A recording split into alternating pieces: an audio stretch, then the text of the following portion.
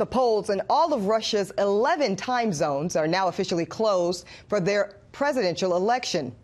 The Russian election officials say that they're already receiving complaints of voter tampering after security video captures at least one voter stuffing ballot boxes.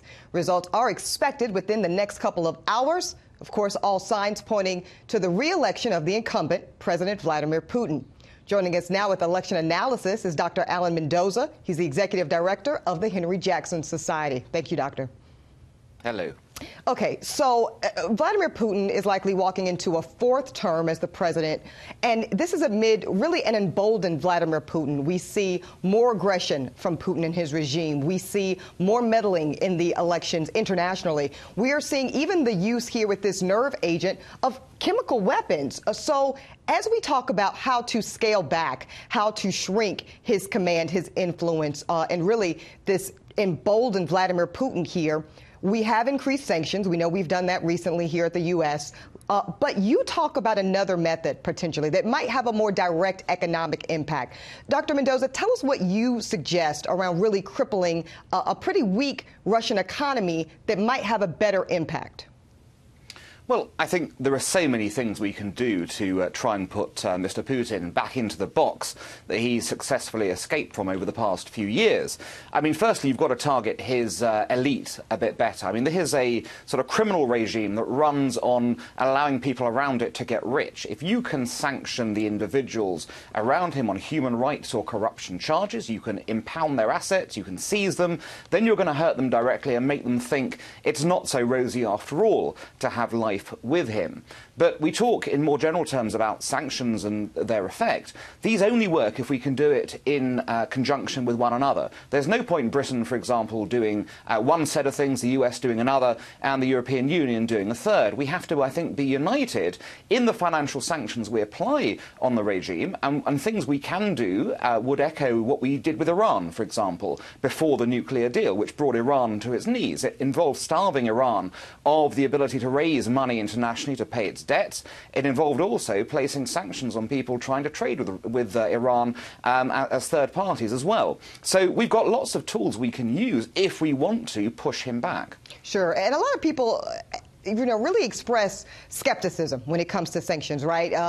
Like you said, people do them, they do them in different ways, and the overall effectiveness certainly is seen to be mixed. But when we talk about squeezing them out from the global scale economically, whether that's talking about pushing in more U.S. natural gas or other things like that that will cripple their very oil-based economy, what do you think about the effectiveness of those type of tactics? Well, I think they would be effective. I think the key to it is actually, again, doing things in unison. If we all in the West decided to confront Russia for its repeated meddling overseas in our own societies, we would have a much greater chance of securing success in those sort of particular areas. Let's not forget the Russian economy is not a broad-based economy. You know, Russia's essentially based on natural resources. That's what it makes its money on. There are no great world-beating companies in Russia. There are simply companies that extract things from the ground and then sell them on the open market. If you can stop them from doing that, or you can crowd them out with other forms of energy, for example, then you stand a great chance of hurting them where they hurt the most in that particular sector. Dr. Mendoza, let's go back really quick to the election itself. Now, what we know is that pretty much the viable candidates that might have given Putin a run for his money, the Kremlin kept out of this race. They weren't really able to compete. Certainly, as we reported, there have been some reports of ballot stuffing and other tamperings. Do you think the way yeah, we're seeing that in the video right there of those alleged ballot stuffing attempts. Do you think the way Putin is getting back into office for a fourth term, again, under this cloud of suspicion around him rigging it of some sort, some are saying, do you think that will impact his effectiveness in office? No, I do think it'll impact his effectiveness within Russia because he is the law, essentially. I mean, I think people have to understand whatever he wants in Russia goes. He has control of the security state, he has control of the intelligence state, he has control of the judiciary.